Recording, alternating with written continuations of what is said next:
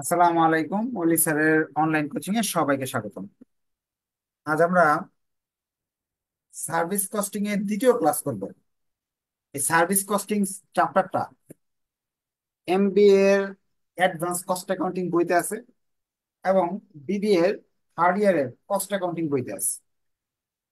ক- এই বছরের জন্য এই চ্যাপ্টারটা খুবই ইম্পর্টেন্ট এবং সহজ একটা অধ্যায়। দুইটা বেসিক রুল জানতে পারলেই এই চ্যাপ্টারের অঙ্কগুলো করা যায়। এখন আগের ক্লাস যারা করতে পারছেন তারা সহজে বুঝবেন, আজকে যে নতুন বিষয়গুলো আলোচনা করবো সেগুলো আপনারা বুঝতে পারবেন। ক্লাস শুরু করার আগে সবাইকে বলবো একটু শেয়ার মেনশন করে দিন। শেয়ার মেনশন করলে ভর্তির ক্ষেত্রে ডিসকাউন্টও আছে, আবার নেক্সট ক্লাসগুলো বা বিভিন্ন নোটিফিকেশন গুলো আপনার ফেসবুক আইডিতে চলে যাবে। ক্লাস শুরু করে দিচ্ছি। প্রশ্ন বলতেছে, B company has started transport business with a fleet of 10 taxis. B company 10টা ট্যাক্সি নিয়ে তারা ব্যবসা শুরু করছে। The various expense include by the company are given below. তার ব্যবসাতে বিভিন্ন খরচ হয়েছে, এখানে অনেকগুলো খরচ হয়েছে। গাড়ি কিনতে টাকা লাগছে, কস্ট অফ ট্যাক্সি, প্রতিটা গাড়ি কিনতে 75,000 টাকা লাগছে। স্যালারি অফ অফিস স্টাফ, আপনার অফিসের কর্মচারীদের বেতন দিতে হয়েছে। এখন এখান থেকে খরচগুলোকে দেখে দেখে কিন্তু আপনাকে চিনতে হবে কোনটা ভেরিয়েবল কোনটা ফিক্সড। কারণ গত ক্লাসে আমি এগুলো ডিটেলস আলোচনা করছি, আজকে ক্লাসও ডিটেলস আলোচনা করবো। এরকম অনেক তথ্য দেওয়ার পর তারা প্রশ্নে বলতেছে যে আপনার ভাড়া ভাড়া যদি 1 টাকা 80 পয়সা ধরা হয় তাহলে কত টাকা প্রফিট হয়। প্রশ্ন এরকম বলছে যে if the hire charge rate is 1 টাকা 80 1.80 পার কিলোমিটার, 1 কিলোমিটার রাস্তা গেলে 1 টাকা 80 পয়সা যদি ভাড়া নেই, প্রফিট কত হবে। ডিটেলস জানবো আমরা। জানার আগে আমরা আগে অঙ্কের মূল বিষয়টা একটু আবার লিখে নিই বলে। এই অঙ্কগুলো করার জন্য আপনাকে যা করতে হবে, এরকম একটা ছক করে নিতে হবে। ছক করে এখানে আপনার ভেরিয়েবল কস্ট গুলো লিখতে হবে, অথবা স্ট্যান্ডিং কস্ট, অর্থাৎ গাড়িটা দাঁড়িয়ে থাকলে, সরি, ফিক্সড কস্ট বা স্ট্যান্ডিং কস্ট। গাড়িটা না চলে যদি, তাহলে যে খরচগুলো হয় সেগুলো এখানে লিখতে হবে। পরবর্তীতে লিখতে হবে রানিং কস্ট বা ভেরিয়েবল কস্ট। ভেরিয়েবল কস্ট বা রানিং কস্ট, গাড়িটা যদি চলে যে খরচটা হয় সেটাকে এখানে লিখতে হবে। খুবই ইজি একটা চ্যাপ্টার। ইজি বলে আমি আগে শুরু করছি, যে কঠিন হইতো তাহলে আগে শুরু করতাম না, কঠিন গুলো পরে শুরু করি।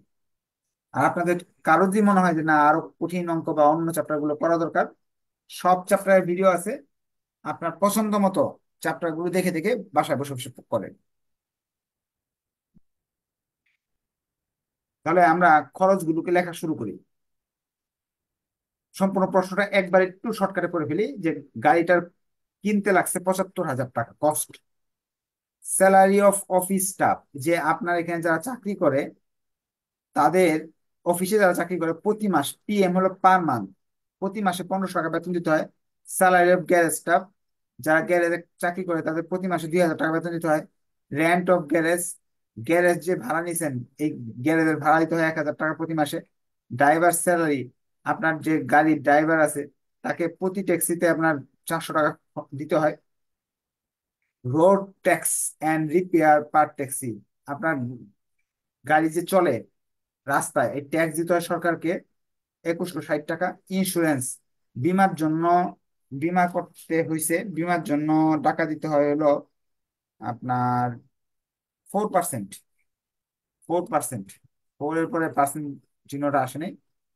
লাইফ অফ দ্য ট্যাক্সি, সারা জীবন এই গাড়িগুলো 3 লক্ষ কিলোমিটার চলবে, এরপরে গাড়ি আর চলবে না, নষ্ট হয়ে যাবে। And the end of which estimated to be sold 15,000। এই যে 75,000 টাকা দিয়ে গাড়ি কিনলেন, 3 লক্ষ কিলোমিটার চালানোর পরে 15,000 টাকা দিয়ে বিক্রি করে দিতে পারবেন ভাঙাই দোকানে, এরকম আর taxi run on the average 4,000 kilometre per month. এক মাসে 4,000 কিলোমিটার চলে। এই 4,000 কিলোমিটারকে খোঁজার জন্য এতক্ষণ পড়লাম। প্রশ্নে আপনি খুঁজে বের করবেন এক বছরে কতটুকু চলে অথবা এক মাসে কতটুকু চলে, কোন তথ্য দেওয়া আছে। যদি প্রশ্নে বলে দেয় এক বছরে এতটুকু চলে, তাহলে এক বছরের অঙ্ক করতে হবে। যদি প্রশ্নে দেওয়া থাকে যে এক মাসে এতটুকু চলে, তাহলে এক মাসের অঙ্কটা করতে হবে। এটা নিয়ে সবার কনফিউশন। কারণ আমি তো গত আপনার আল্লাহর রহমতে 2006 থেকে পড়াই। 2006 থেকে এই পর্যন্ত পড়ানো কত বছর, প্রায় 18 বছর পড়ানো হয়ে গেছে। ছাত্রদের কি প্রবলেম গুলো হয় সে মোটামুটি আমার জানা আছে। যে এই প্রশ্ন যেমন আগের অঙ্ক যারা করছেন তারা কিন্তু এক বছরের অঙ্ক করছেন, কারণ পার ইয়ার রান 10,000 কিলোমিটার। এখানে আমাকে অঙ্কটা করতে হবে এক মাসের। কেন? কারণ এক মাসের টাকা রান কিলোমিটার এক মাসে দিয়ে দিচ্ছে। এখন যদি আপনি এক বছরের করেন সেটাও করা সম্ভব। আচ্ছা, এখন আমাদের যা করতে হবে, তারা বলছে 4,000 কিলোমিটার চলে, কিন্তু এর মাঝে সমস্যা আছে। Which 20% run MT. ট্যাক্সিটা যখন চলে 4,000 কিলোমিটার মাসে, এর মধ্যে 20% এমটি। যেমন ধরেন আপনার গাড়ি, অটো রিক্সা এগুলো কিন্তু সবসময় প্যাসেঞ্জার নিয়ে ঘুরে না, মাঝে মাঝে খালি ঘুরে। কারণ কি, প্যাসেঞ্জার পায় না, খুঁজতে থাকে। ট্যাক্সিও 20% সময় ধরেন যদি 100 কিলোমিটার চলে, এর মাঝে 20 কিলোমিটার হলো মানুষ খুঁজতে খুঁজতে, প্যাসেঞ্জার খুঁজতে খুঁজতে চলে যায়। এটা বলছে। পেট্রোল কতটুকু খরচ হয় সেটাও বলা আছে, যে 9 কিলোমিটার যায় 1 লিটার তেল দিয়ে। আর কস্ট অফ পেট্রোল, আপনার তেলের খরচ করে 6 টাকা 30 পয়সা। প্রশ্ন পড়তে পড়তে একটু সময় লাগতেছে, এই প্রশ্নটা একটু পড়ে নিলে পরে ব্যাখ্যা করতে সহজ হবে আর কি। অয়েল অ্যান্ড আদার এক্সপেন্স, ধরেন মোবিল টাইপের তেল এরকম লাগে, তাদের 10 টাকা খরচ পড়ে 100 কিলোমিটার চলে। এখন তারা বলছে দ্য ইফেক্টিভ ক্যালকুলেট, ফার্স্টে বলছে the calculate the effective cost run a taxi per kilometre. বলছে 1 কিলোমিটার রাস্তা গেলে কত টাকা খরচ পড়ে এটা জানতে চাইছে। এখন প্রথম যে কাজটা, যখনই বলবে যে গাড়ি এমটি খালি ঘুরে, তখনই আমার একটা কাজ করতে হবে, ইফেক্টিভ রানিং কিলোমিটার লিখতে হবে। ইফেক্টিভ রানিং কিলোমিটার বের করতে হবে। ইফেক্টিভ,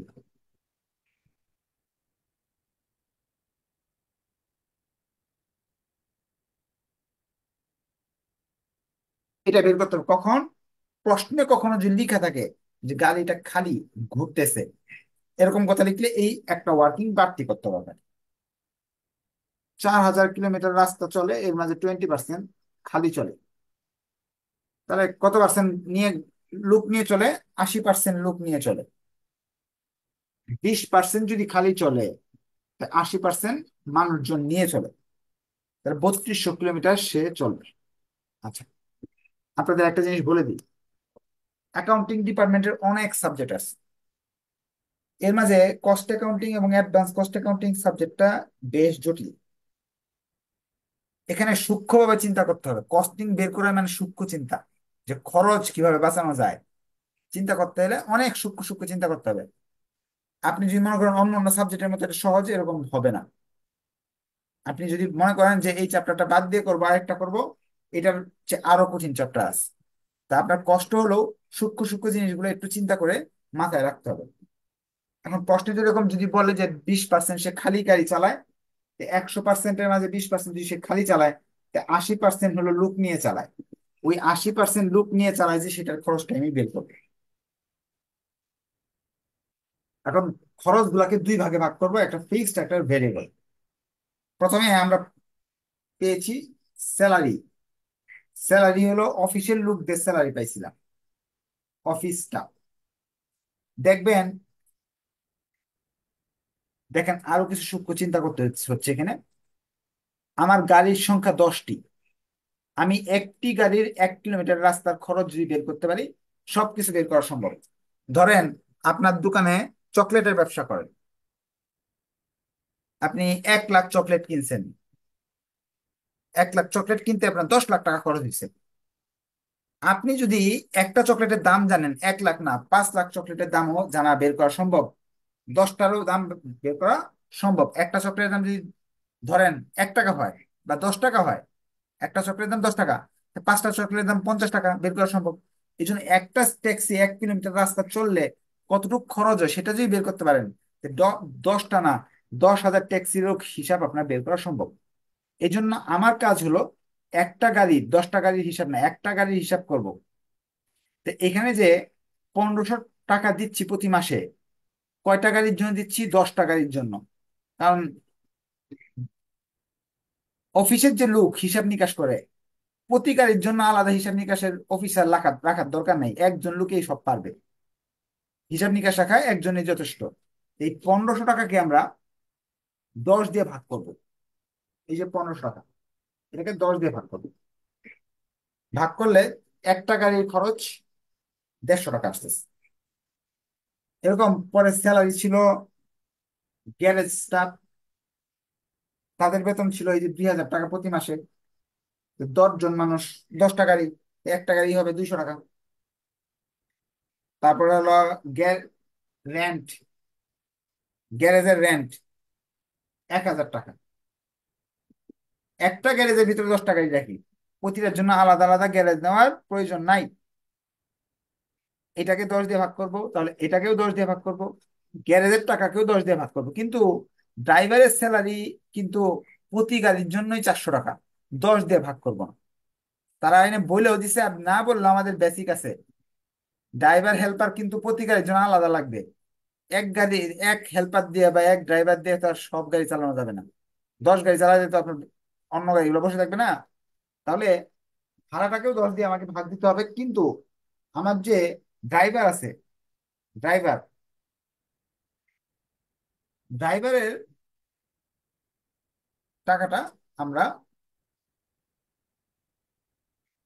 ভাগ দিব না, সরাসরি দিয়ে দেবো।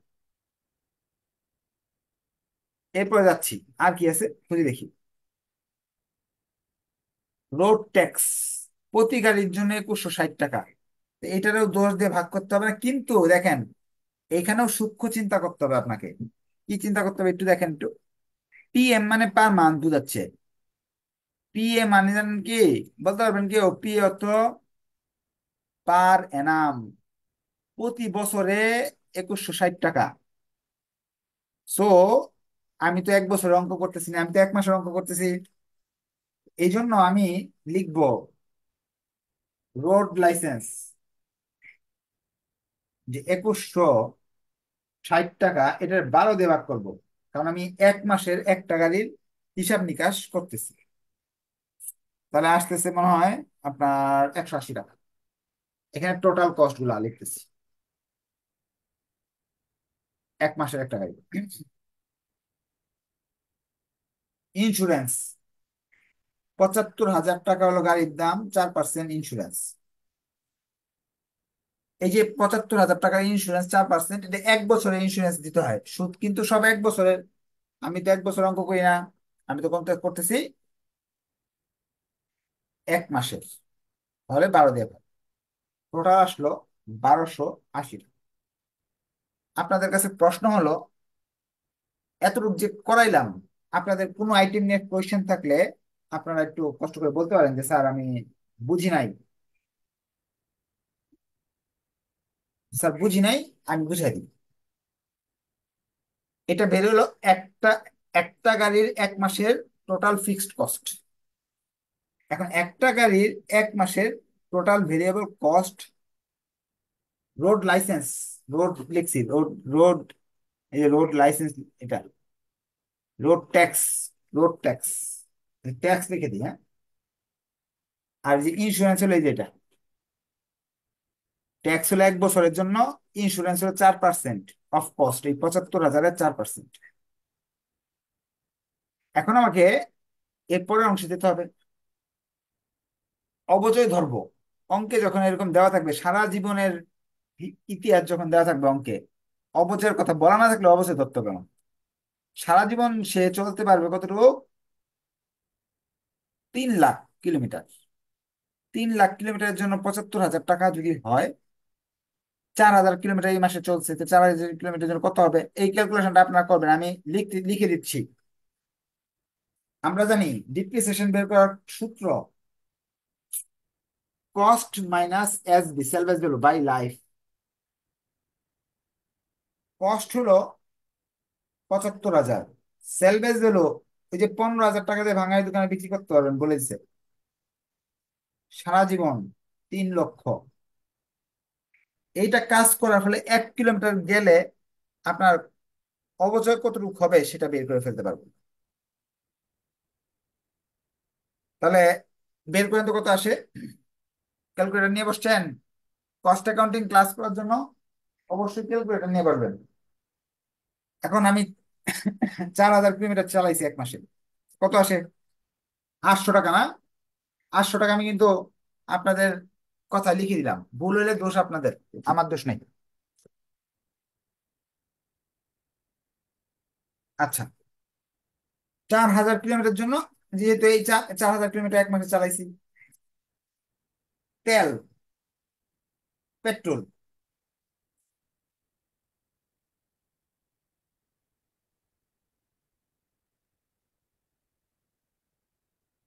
পেট্রোল বলতেছে, পেট্রোলের কথা একটু চিন্তা করি আমরা।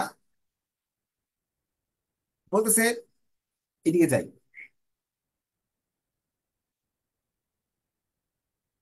1 লিটার তেল দিয়ে 9 কিলোমিটার চলে গাড়িটা। 1 লিটার তেলের দাম 6 টাকা 30 পয়সা। 1 লিটার তেলের দাম যদি 6 টাকা 30 পয়সা হয়, সেই তেল দিয়ে যদি 9 কিলোমিটার সে চলে, তো ওই কি নাম করেন, 9 কিলোমিটার যেতে খরচ পড়ে 6 টাকা 30 পয়সা, 1 কিলোমিটার যেতে খরচ পড়বে 6 টাকা 30 ভাগ 9। সুতরাং 4,000 কিলোমিটার আমি গাড়ি চালাইলাম, তাহলে আমার কি খরচ পড়বে? 4,000 দিয়ে গুণ করতে হবে। তাহলে 4,000 যদি গুণ করেন, তাহলে মনে হয় 2700 টাকা আসবে, এরকম কিছু একটা। না, দেখেন তো কত আসে। 6 3 কে ভাগ করলাম 9 দিয়ে, তাহলে তো আসে 70 পয়সা। 4,000 দিয়ে যদি গুণ করি, 2,800 টাকা। 1 কিলোমিটার গাড়ি চললে 2,800 টাকা তেল খরচ হয়। অয়েল,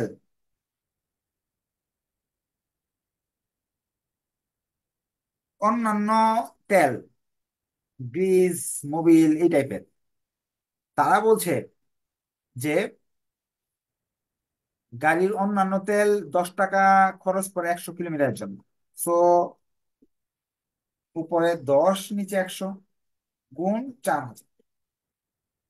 4,000 কিলোমিটারের জন্য 400 টাকা খরচ পড়বে।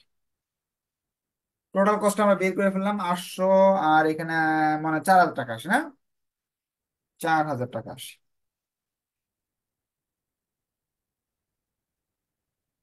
Total VC. এখন এখানে 1 কিলোমিটার রাস্তা চললে কতটুকু ভাড়া আমরা নিব, এই 3200 দিয়ে ভাগ করব। ইফেক্টিভ বলে দিছে, ইফেক্টিভ রানিং কিলোমিটার। অর্থাৎ আমি তো ভাড়া নিব 3200 কিলোমিটারের রাস্তা, তা আমার বাস্তবে 3200 কিলোমিটার চলবে। আর যে 800 কিলোমিটার যে ফাউ ফাউ চললো, ওইগুলো হিসাবে আমি জানবো না। এখানে ইফেক্টিভ কিলোমিটার বলে দিলে 3200 দিয়ে সবাইকে ভাগ করতে হবে, এটাকে 3200 দিয়ে ভাগ করবে। কস্ট পার কিলোমিটার, কারণ প্যাসেঞ্জার তো 3200 কিলোমিটার থাকবে। আমার বেশি বেশি খরচ হইলো কোনো ক্ষতি নাই। 4,000 কিলোমিটার এই খরচটা হইলেও আমি এই খরচটাকে 3200 কিলোমিটার দিয়ে ভাগ করব, যাতে আমার ঘরে কোনো খরচ না আসে, সম্পূর্ণটা যাতে কাস্টমারের উপর দিয়ে চলে যায়। এই এই 1280-কে এটা দিয়ে ভাগ করলাম, তাহলে আসবে 40 পয়সা হয়তো। আর 4,000-কে এটা দিয়ে ভাগ করলাম, তাহলে আসবে হয়তো 1 টাকা 25 পয়সা হয়তো।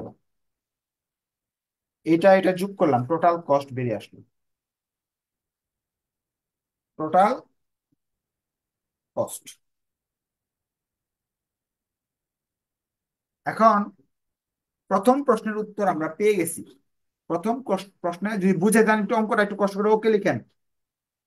Calculate effective cost run a taxi per kilometre. একটা গাড়ি 1 কিলোমিটার গেলে কত টাকা খরচ হয় সে জানতে চাইছে।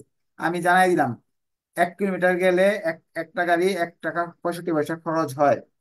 If the hire rate is টাকা 1 টাকা 80 পয়সা, যদি ধরে নাও তোমার যে তুমি 1 টাকা 80 পয়সা করে পাবলিকের কাছ থেকে কাস্টমারের কাছ থেকে নিচ্ছ, তাহলে তোমার লাভ কত হবে? 2 নাম্বার রিকোয়ারমেন্টে বলছে তোমার লাভ বের করো। আচ্ছা, লাভ বের করবো। Profit,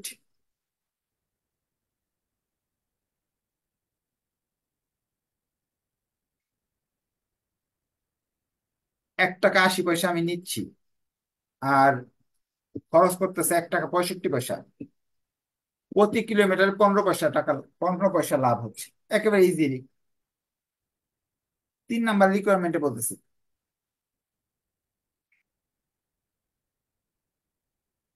find out profit the company May expected make in the first year of operation.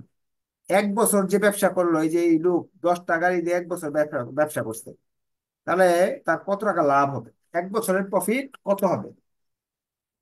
সারা বছরের প্রফিট, টোটাল প্রফিট।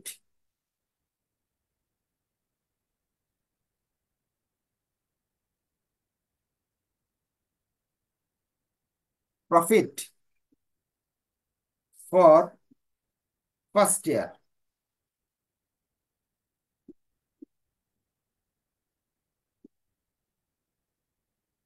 এখানেও সূক্ষ্ম ভাবে চিন্তা করতে হবে, 1 কিলোমিটার রাস্তা গেলে 15 পয়সা লাভ হয়। সে তো গাড়ি চালাবে হলো 3200 কিলোমিটার, প্যাসেঞ্জার নিয়ে চালাবে। তো 1 মাসের লাভ বেড়ে আসলো। তো 1 বছরটা বের করি, 12 দিয়ে গুণ করলাম, 1 বছরের লাভ বেড়ে আসলো। এখন তার তো গাড়ি আর একটা না, তার গাড়ি কয়টা? এটা তো একটা গাড়ি। এটা হলো, আমি দেখাই আপনাকে, 1 মাসের লাভ, এক মাসের লাভ হলো এখানে। যখন 12 দিয়ে গুণ করলাম, 1 বছরের লাভ চলে আসলো। এখন আমি একটা গাড়ির লাভ পাইছি, এটা তো 10 দিয়ে গুণ করে 10টা গাড়ির লাভ চলে আসলো। তাহলে টোটাল সে লাভ করবে 10টা গাড়ি থেকে 57,600 টাকা। এই ছিল আমাদের অঙ্ক।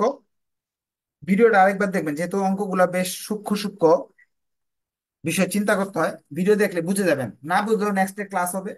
এবং এখন আমাদের বেসিক ক্লাস চলতেছে। এক সময় বেসিক ক্লাস শেষ হয়ে গেলে বইয়ের A to Z, সম্পূর্ণ বইয়ের A to Z শিখবেন ইনশাল্লাহ। আপনারা যে কোনো পাঠ্য ইয়ে কমার্স পাবলিকেশন বা মিলেনিয়ার বই কিনে নেবেন, বা পুরাতন পুরাতন হইলেও ভালো, সেখান থেকে করতে পারবেন। তো আজকে তাহলে এই পর্যন্ত হলো। ধন্যবাদ সবাইকে, আসসালামু আলাইকুম।